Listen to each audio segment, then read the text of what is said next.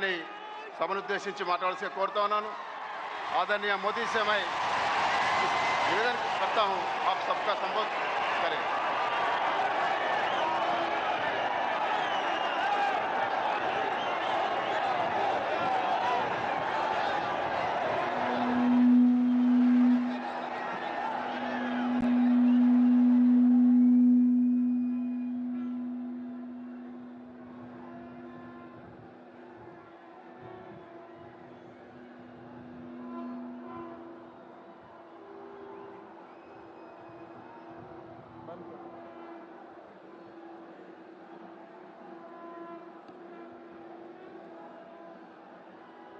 भारत माता की,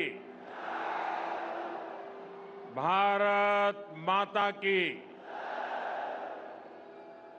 मैं मेरा भाषण शुरू करूं उससे पहले मैं देख रहा हूं बहुत सारे मेरे बाल कलाकार मित्र पेंटिंग बना करके ले आए हैं।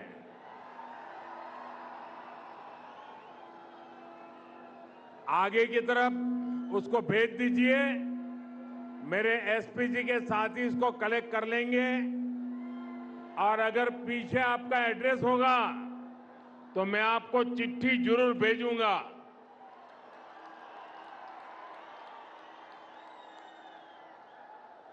जरा माइक वाले देखें, बीच बीच में विसलिंग हो रहा है।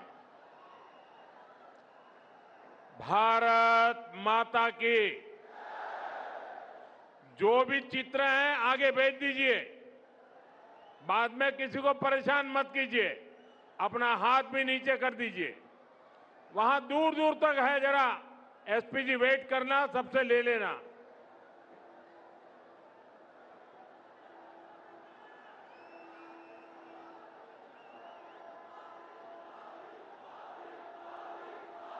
उन बच्चों को आगे मत लाइए, चित्र भेज दीजिए, बच्चों को परेशान मत कीजिए।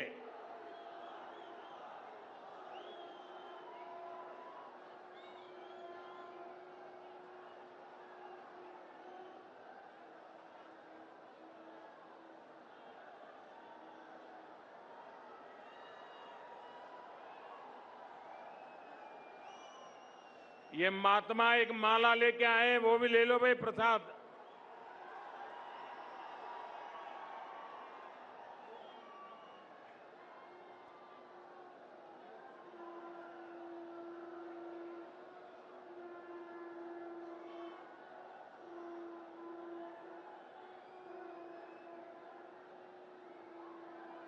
इस तरफ भी बहुत लोग लेकर कुछ न कुछ आए हैं।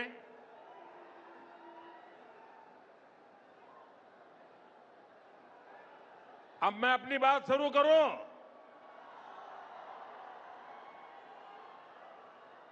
ये जो चित्र लेकर के आए अपना हाथ नीचे करें ताकि पीछे वालों को परेशानी ना हो।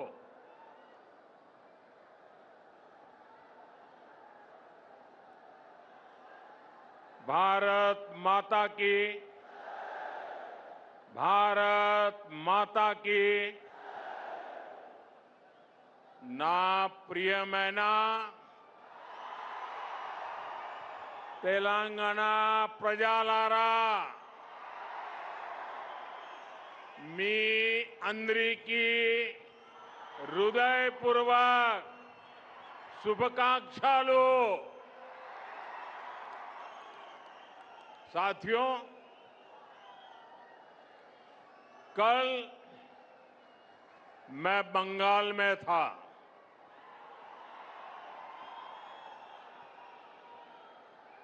वहां पहली बार बीजेपी के सीएम ने शपथ ली है। पहली बार बंगाल में प्रचंड बहुमत से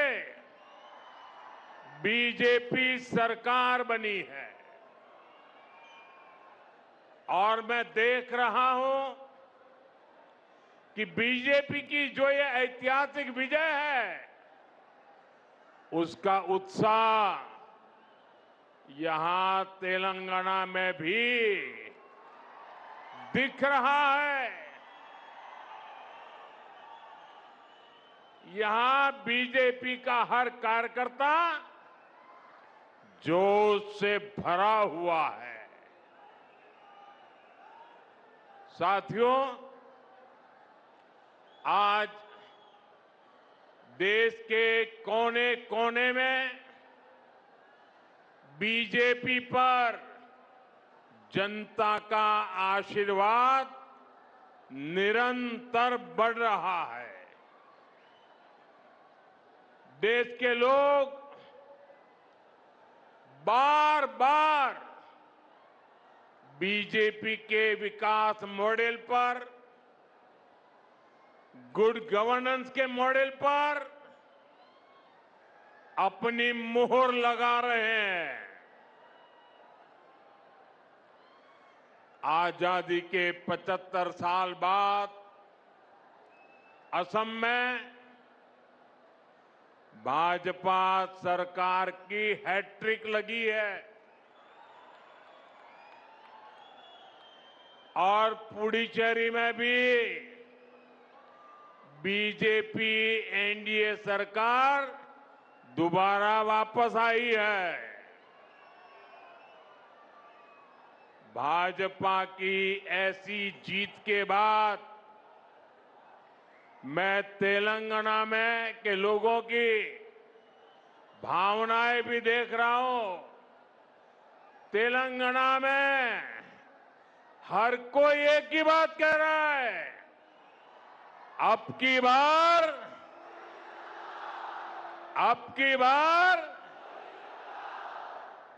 की बार तेलंगाना में भी। साथियों, भारत में हर साल किसी न किसी राज्य में चुनाव होता है। कोई हारता है, कोई जीतता है,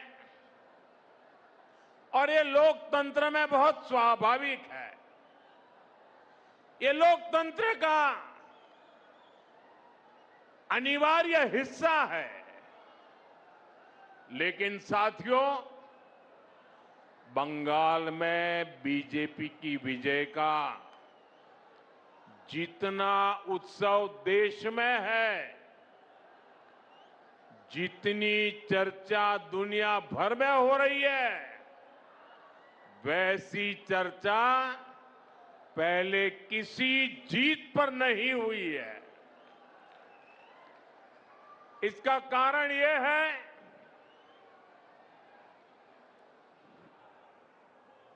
कि बंगाल में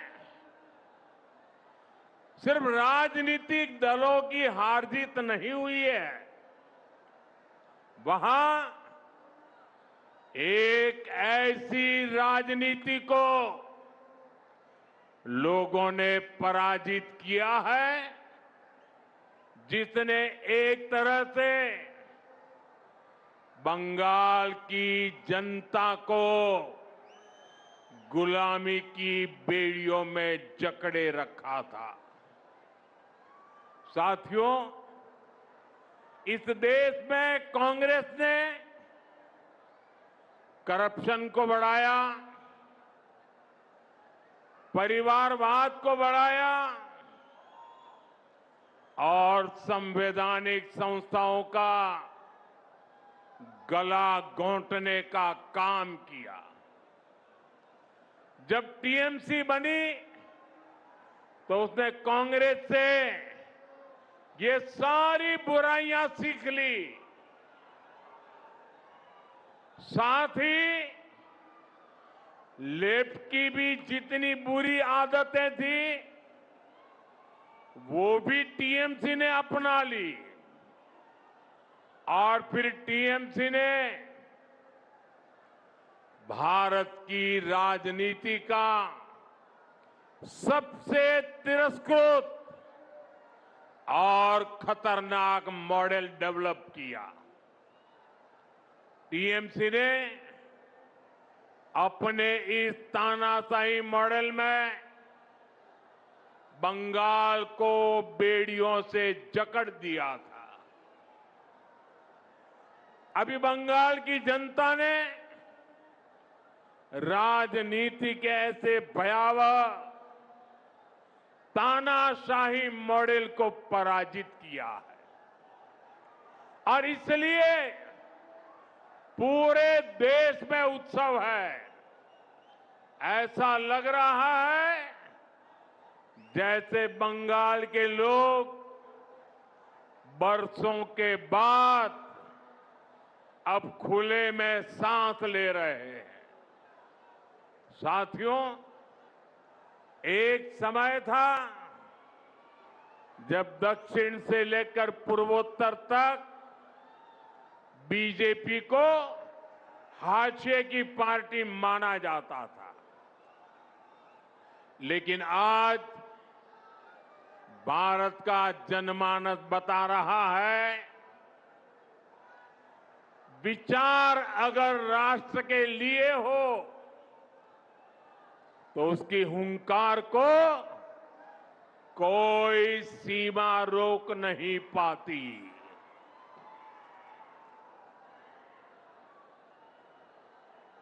साथियों, अब देखिए आगे कोई जगह नहीं है।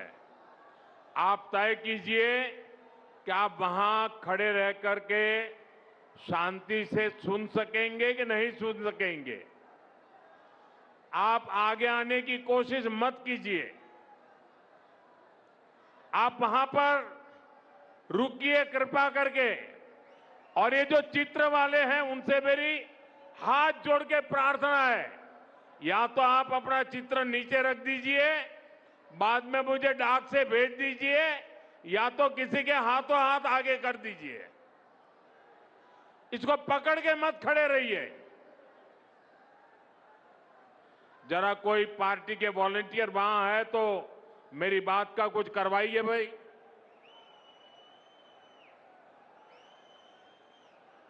क्योंकि पीछे किसी को दिखता नहीं और उसके कारण लोग आवाज कर रहे हैं।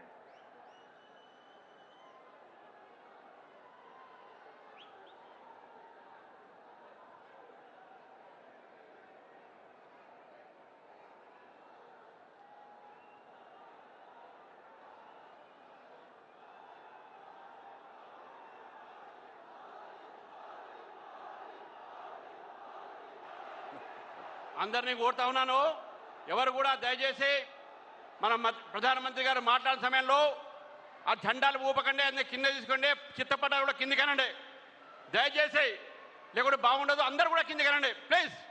ఎవరు కూడా మాట్లాడకండి, అందరూ చిత్రపటాలు కిందికి అనండి. ఎవరు కూడా ఫస్ట్లో అదే పోస్టర్స్ కింద పెట్టండి, ఆ పోస్టర్స్ కిందికి పెట్టండి. అక్కడ ఎవరు ఉన్నారో అక్కడ పోస్టర్స్ కింద పెట్టండి. ఆ పోస్టర్స్ ఎవరు తీసేయండి. అది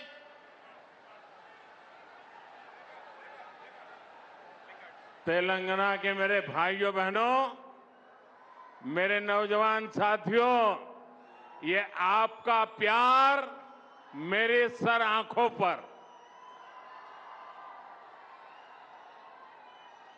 ये मेरा सौभाग्य है कि आप इतना प्यार बरसा रहे हैं।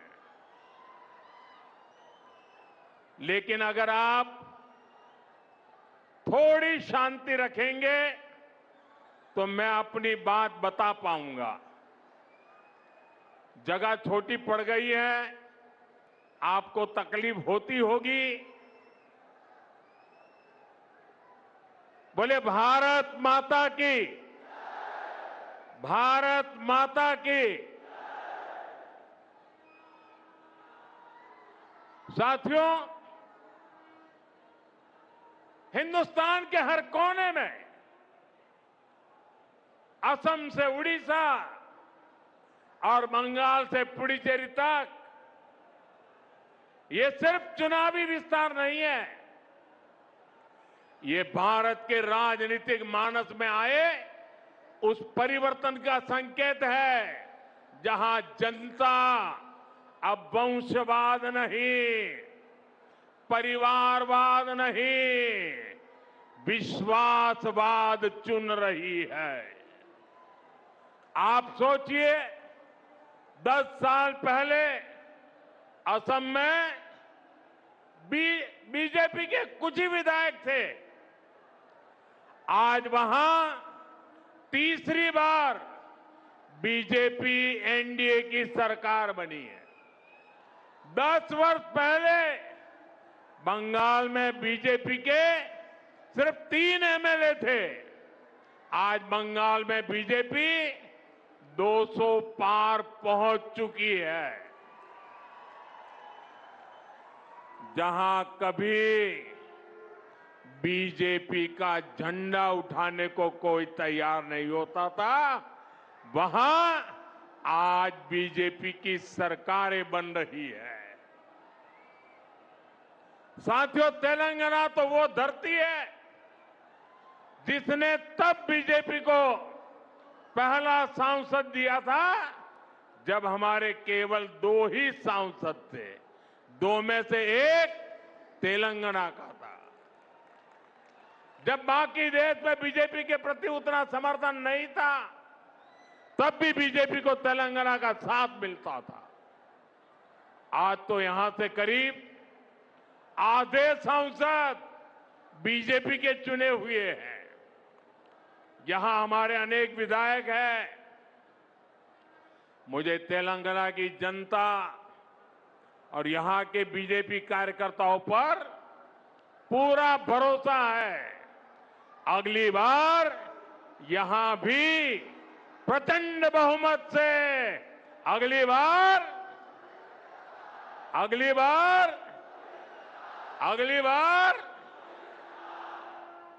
तेलंगाना के लोग कांग्रेस और बीआरएस की वादा खिलाफी और इनकी परिवारवादी राजनीति से तंग आ चुके हैं। इसलिए भी तेलंगाना की जनता बदलाव चाहती है। साथियों, बीजेपी का हमेशा ये मंत्र रहा है, राज्य के विकास से देश का विकास। आज जब भारत विकसित होने के लक्ष्य की तरफ तेजी से आगे बढ़ रहा है, तो तेलंगाना की भूमिका भी बहुत बड़ी है। हमारा तेलंगाना, हमारा हैदराबाद विकसित भारत की यात्रा को गति दे, ये केंद्र की बीजेपी सरकार का, एनडीए सरकार का निरंतर प्रयास है।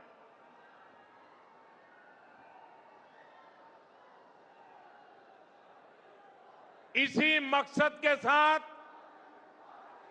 थोड़ी देर पहले मुझे हजारों करोड़ रुपए के प्रोजेक्ट्स का शिलान्यास करने का अवसर मिला। साथियों, अभी देश भर में 14 इंडस्ट्रियल कॉरिडोर पर काम चल रहा है। उसमें से एक यहां तेलंगाना में बनने जा रहा है। जहीराबाद इंडस्ट्रियल एरिया में व्हीकल मैन्युफैक्चरिंग से लेकर फूड प्रोसेसिंग तक इंडस्ट्री का एक आधुनिक इकोसिस्टम बन रहा है। ये लाखों युवाओं को रोजगार देने का काम है। ये इंडस्ट्रियल एरिया यहां के किसानों, यहां के मिडिल क्लास के लिए एक नया वरदान बनकर आएगा। साथियों, एक और उदाहरण टेक्सटाइल पार्क का भी है। पूरे देश के लिए 7 पीएम मित्र टेक्सटाइल पार्क स्वीकृत हुए। उनमें से भी एक यहां तेलंगाना में हमारे वारंगल में बन रहा है। ये तेलंगाना के कपड़ा उद्योग को नई बुलंदी देगा। यहां जो कॉटन फार्मर है, ये टेक्सटाइल पार्क उनके भाग्य को बदलने का काम करेगा और इसमें भी रोजगार के लाखों अवसर बनेंगे। साथियों, तेलंगाना के कॉटन किसानों के लिए एक और खुशखबरी है। हाल में ही कॉटन की प्रोडक्शन और क्वालिटी बढ़ाने के लिए केंद्र सरकार ने एक नए मिशन को स्वीकृति दी है। हजारों करोड़ रुपए के इस मिशन से यहां के लाखों कपास किसानों को मदद मिलेगी, किसानों की आय बढ़ेगी और टेक्सटाइल सेक्टर के लिए कपास के इंपोर्ट पर भारत की निर्भरता भी कम होगी। साथियों, बीजेपी का फोकस विकास पर, रोजगार निर्माण पर है, लेकिन कांग्रेस यहां क्या कर रही है, ये आप अच्छे से देख रहे हैं। देश के सिर्फ 3 राज्यों में ही अभी कांग्रेस के मुख्यमंत्री बचे हैं, सिर्फ 3 राज्य। कांग्रेस कहीं भी हो, इनका एक ही मॉडल है, पहले झूठ बोलो और फिर भूल जाओ। चुनाव जीतने के लिए आसमान से तारे तोड़ करके लाने के वादा करते हैं और सरकार बनने के बाद ये बहाने करने लगते हैं। साथियों, हिमाचल और कर्नाटका में कांग्रेस अपने वादों को भूल गई है। वहां की जनता कांग्रेस सरकार से बहुत परेशान है। यहां तेलंगाना में भी यही सब चल रहा है। साथियों, कांग्रेस की प्राथमिकता जनता की सेवा करना नहीं है। कांग्रेस अब देश बांटने वाली नफरती राजनीति का मुख्य आधार हो गई है। कांग्रेस लेफ्ट पार्टियों से भी ज्यादा लेफ्ट यानी पक्की और विकृत माओवादी हो गई है और मुस्लिम लीग से ज्यादा कट्टर वो मुस्लिम लीगी बन गई है। इसलिए लोग कांग्रेस को एमएमसी यानी मुस्लिम लीगी माओवादी कांग्रेस कह रहे हैं। ये मुस्लिम लीगी माओवादी कांग्रेस है। साथियों, देश को माओवादी आतंक के कारण इतना नुकसान हुआ है। तेलंगाना को भी बीते दशकों में माओवादी आतंक के कारण बहुत कुछ भुगतना पड़ा। माओवादी आतंक इतने वर्षों तक इसलिए देश में चलता रहा क्योंकि कांग्रेस और लेफ्ट जैसे कुछ राजनीतिक दलों ने इसको लगातार वैचारिक हवा दी। लेकिन दुर्भाग्य देखिए, आज जब माओवादी आतंक अपनी अंतिम सांसें गिन रहा है, तब भी ये लोग माओवाद को, नक्सलवाद को बचाने में लगे हैं। बीते 11-12 सालों में कांग्रेस के शाही परिवार ने लगातार कोशिश की है कि माओवादी आतंक के खिलाफ एक्शन न हो। साथियों, मैं जानता हूं कि तेलंगाना की जो पुलिस है उसको अगर खुली छूट मिलती तो मुझे पक्का विश्वास है ये पुलिस अपनी ताकत से केंद्र की नीतियों के साथ कदम मिलाकर अगर वो चलती तो बहुत पहले ही माओवादी आतंक का खात्मा हो चुका होता। लेकिन इन लोगों ने साथ नहीं दिया। इसलिए देश को माओवादी आतंक को पूरी तरह कुचलने में इतना वक्त लग गया।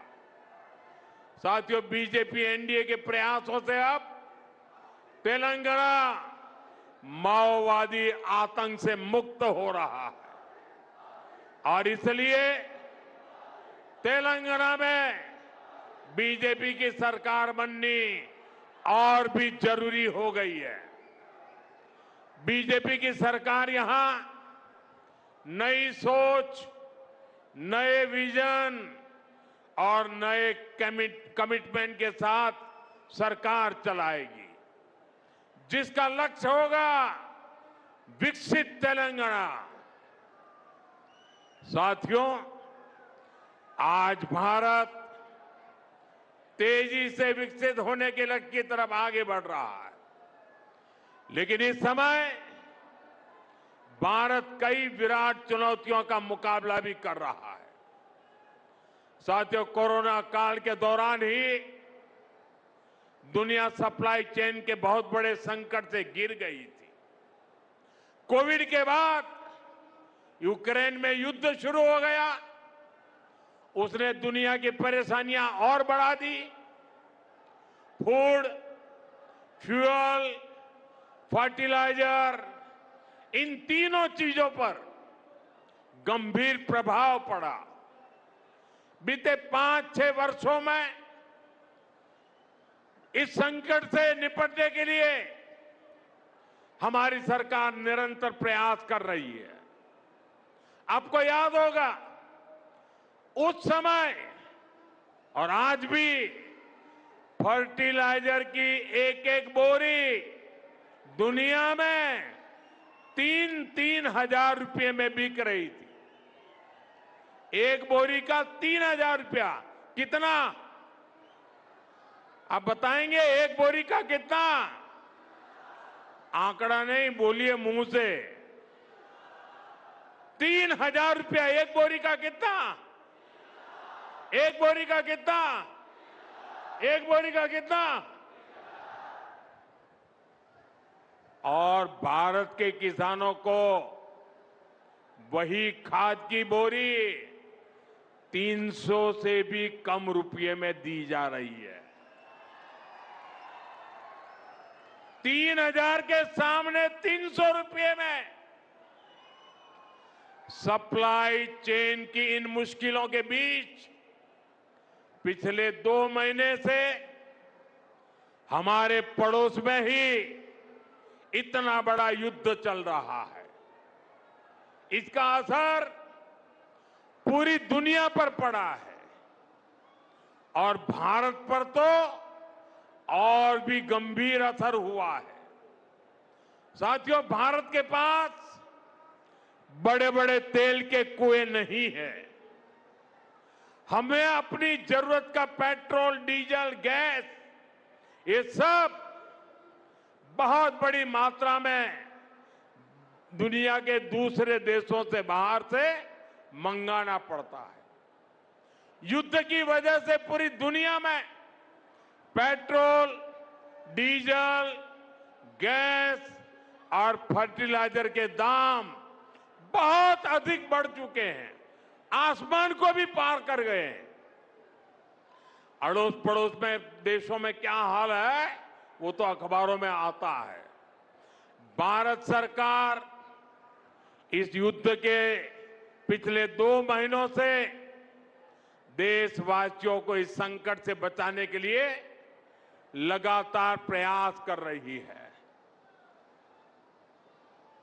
नागरिकों पर बोझ न पड़े, इसके लिए सरकार सारा बोझ सरकार खुद अपने कंधे पर उठा रही है। लेकिन साथियों, जब सप्लाई चेन पर संकट लगातार बना रहे तो हम कितने भी उपाय कर लें, मुश्किलें बढ़ती ही जाती है।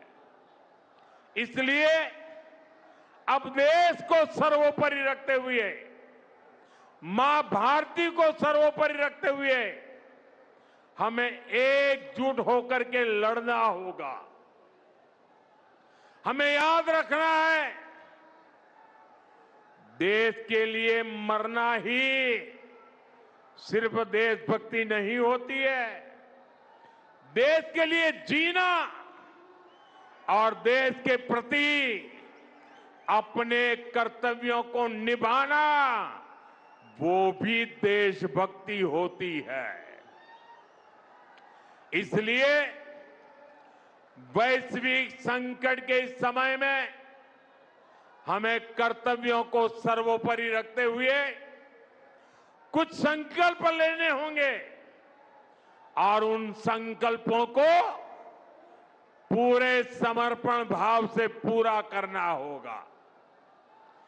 जैसे एक बड़ा संकल्प है पेट्रोल डीजल का संयम से इस्तेमाल करना। साथियों, हमें पेट्रोल डीजल का उपयोग कम करना होगा।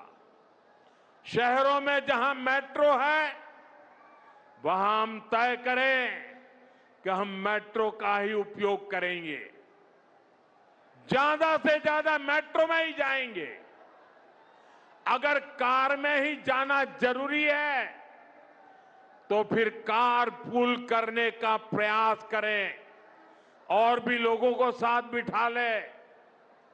अगर हमें कहीं सामान भेजना हो तो कोशिश करनी है कि वह ज्यादा से ज्यादा रेलवे गुड्स के जो ट्रेन होती है रेलवे की सर्विसेज से भेजे, ताकि इलेक्ट्रिक रेलवे होने के कारण पेट्रोल डीजल की जरूरत नहीं पड़ती है। जिन लोगों के पास इलेक्ट्रिक व्हीकल है वो भी कोशिश करें कि इलेक्ट्रिक व्हीकल का ज्यादा से ज्यादा उपयोग करें। साथियों, हमने कोरोना के समय में वर्क फ्रॉम होम की, ऑनलाइन मीटिंग्स की, वीडियो कॉन्फ्रेंस की, ऐसी अनेक व्यवस्थाएं विकसित की और हमें आदत भी हो गई थी। आज समय की मांग ऐसी है कि उन व्यवस्थाओं को हम फिर से शुरू करें तो वो देश हित में होगा। Work from home, online conferences, virtual meetings, इनको हमें फिर से प्राथमिकता देनी है। साथियों, आज जो संकट है उसमें हमें विदेशी मुद्रा बचाने पर भी बहुत जोर देना होगा, क्योंकि दुनिया में पेट्रोल डीजल इतना ज्यादा महंगा हो गया है, पहले से कई गुना ज्यादा कीमतें बढ़ गई है। तो हम सबका दायित्व है कि पेट्रोल डीजल की खरीद पर जो विदेशी मुद्रा खर्च होती है, पेट्रोल डीजल बचाकर हमें वो मुद्रा भी बचानी है। इसके लिए हमारे छोटे छोटे प्रयास भी देश की बहुत मदद कर सकते हैं। जैसे आजकल जो विदेशों में शादियों का, विदेशों में घूमने का, विदेशों में वैकेशन पर जाने का मिडिल क्लास में कल्चर बढ़ता जा रहा है। हमें तय करना होगा कि जब ये संकट का काल है और हमारी देशभक्ति हमें ललकार रही है, तो कम से कम एक साल के लिए हमें विदेशों में जाने की बातों को टालना चाहिए। भारत में बहुत सारी जगह है, वहां हम जा सकते हैं। बहुत कुछ भारत में किया जा सकता है। इस बेटी को नीचे बिठाइए, उसे थक जाएगी। उस बेटी को बिठाइए। वो थैंक यू बेटा, थैंक यू। बैठिए, आप नीचे बैठिए। मैंने देख लिया बेटा, उसको देख लिया। अब आप बैठ जाइए। हाँ, इस छोटी बच्ची को क्यों परेशान करते हो भाई? इन बच्चों को बैठने दीजिए प्लीज। बच्चों को परेशान मत कीजिए जी। साथियों, हमें विदेशी मुद्रा बचाने के जो भी रास्ते हम लोग अपना सकते हैं, हमें बचाना होगा। साथियों, गोल्ड यानी सोने की खरीद एक और पहलू है जिसमें विदेशी मुद्रा बहुत अधिक खर्च होती है। एक जमाना था जब संकट आता था, कोई युद्ध होता था, तो लोग देश हित में सोना दान दे देते थे। आज दान की जरूरत नहीं है, लेकिन देश हित में हमको ये तय करना पड़ेगा कि साल भर तक घर में कोई भी फंक्शन हो, कोई भी कार्यक्रम हो, हम सोने के गहने नहीं खरीदेंगे, सोना नहीं खरीदेंगे। विदेशी मुद्रा बचाने के लिए हमारी देशभक्ति हमें चुनौती दे रही है और हमें इस चुनौती को स्वीकार करते हुए विदेशी मुद्रा को बचाना होगा। साथियों, ये समय एक और बड़े सबक का भी है। एक समय था जब हम कॉपर एक्सपोर्ट करते थे, लेकिन आज भारत के सामने स्थिति ऐसी बन गई कि अब हमें कॉपर को भी इंपोर्ट करना पड़ता है। हमारे देश में हड़तालें करवाकर कॉपर प्लांट्स को ठप करवा दिया गया और अब हालत ये हो गई कि हमें कॉपर बाहर से मंगाना पड़ता है और उसमें विदेशी मुद्रा खर्च होती है। इसलिए मैं ऐसे सभी श्रमिक समूह मजदूर संगठनों से भी कहूंगा कि हमें ऐसी बातों का जरूर ध्यान रखना चाहिए। भारत को आत्मनिर्भर बनने से जो भी कदम रोकते हैं उनमें हमें दूरी बनानी होगी और जो लोग ऐसी साजिशों में जुटे हैं उन पर भी कड़ी नजर रखनी होगी। मैं देश की अदालतों से भी आग्रह करूंगा कि ऐसी स्थिति आने पर देश हित में हमें कोई ना कोई रास्ता निकालने की तरफ बढ़ना चाहिए। साथियों, ऐसे ही खाने के तेल का भी है।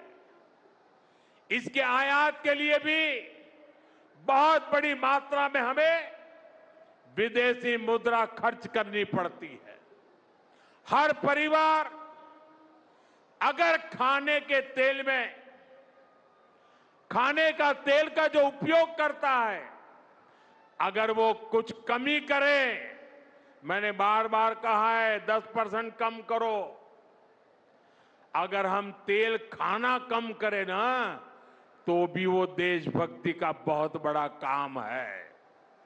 आप देश सेवा में योगदान दे सकते हैं और इससे देश सेवा भी होगी और देह सेवा भी होगी। इससे देश के खजाने का स्वास्थ्य भी सुधरेगा और परिवार के हर सदस्य का स्वास्थ्य भी अच्छा रहेगा।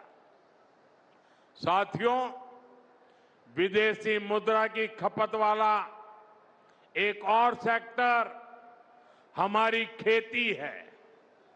हम बहुत बड़ी मात्रा में बाहर से केमिकल फर्टिलाइजर इंपोर्ट करते हैं। केमिकल फर्टिलाइजर खेती के कारण हमारी धरती मां को बहुत पीड़ा हो रही है। हमारे खेत बर्बाद हो रहे हैं।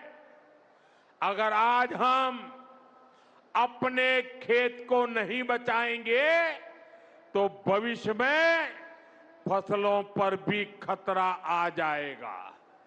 इसलिए बहुत जरूरी है कि हम केमिकल फर्टिलाइजर की खपत 25%, 30%, 40%, 50% उसको घटाए, आधी कर दें और हम उसके साथ साथ नेचुरल फार्मिंग की तरफ बढ़े, हम फर्टिलाइजर का उपयोग कम करके विदेशी मुद्रा भी बचा सकते हैं और साथ साथ अपने खेत को बचा सकते हैं, हमारी ये धरती मां को बचा सकते हैं। और यह हमें करना ही होगा। आज वैश्विक संकटों से जो चुनौतियां आई है, हमें उन चुनौतियों को परास्त करना होगा। साथियों, भारत सरकार खेतों में डीजल पंप की जगह सोलर पंप की योजना चला रही है। हम खेतों में डीजल पंप की जगह सोलर पंप का उपयोग करने का जोर देना होगा। मैं कोविड काल में भी आग्रह करता था कि हम स्थानीय चीजें खरीदें, वोकल फॉर लोकल के मंत्र को लेकर चले। हम मेड इन इंडिया चीजें खरीदकर भी विदेशी मुद्रा बचा सकते हैं और हमारे देश में स्थानीय उत्पादन की कोई कमी नहीं है। चाहे जूते हो, पर्स हो, बैग हो, हमें स्वदेशी पर बल देना चाहिए। और मैं ये नहीं कह रहा कि जो आपके पास विदेशी चीजें खरीदी हुई है, विदेशी ब्रांड की है, उनको जाकर के फेंक दो, ऐसा मैं नहीं कह रहा हूं। लेकिन मेरा आग्रह है कि नए विदेशी प्रोडक्ट हमें नहीं खरीदने चाहिए। और वाकई हमें कई बार अंदाजा तक नहीं होता कि रोजमर्रा की कितनी सारी चीजें विदेशी हैं जो हम ऐसे ही यूज कर रहे हैं। और साथियों, जब मैं बात स्वदेशी की करता हूं तो लोगों को लगता है कि दिवाली के दिए खरीदो मतलब स्वदेशी हो गया। ये तो भ्रम फैलाने वाली बातें हैं, इससे सफलता नहीं मिलती है। हमें घर के उपयोग में आने वाले सामान की लिस्ट बनानी है।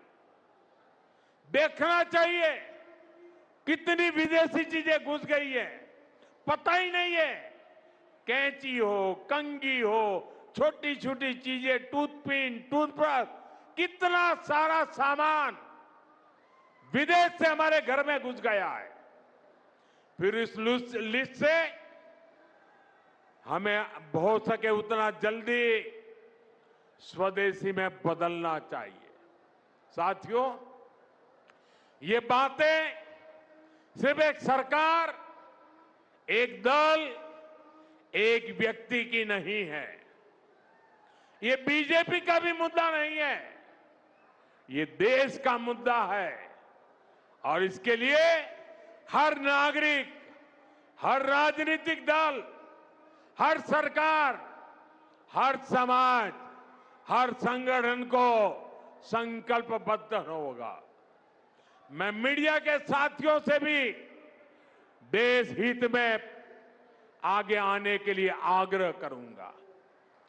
आइए देशभक्ति का भाव जगाएं और देश को जो वैश्विक संकट चल रहे हैं, देश उस संकटों का लाभ ले, परिस्थिति पे सवार हो जाए। ऐसा वातावरण बनाने के लिए हमें योगदान देना होगा और तभी जाकर के देश सफल होगा। ऐसे संकल्प जब हर नागरिक पूरी ईमानदारी से सिद्ध करेगा तो भारत हर संकट में जरूर विजयी होगा।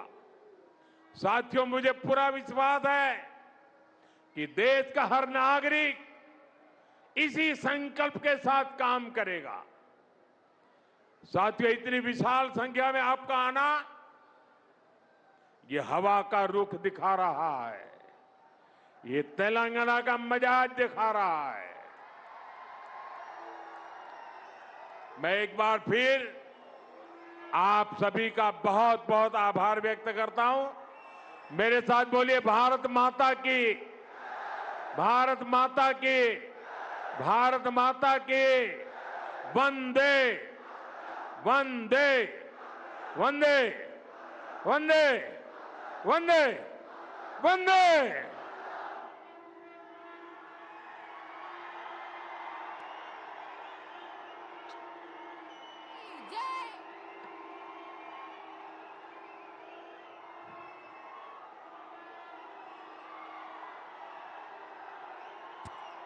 भारत माता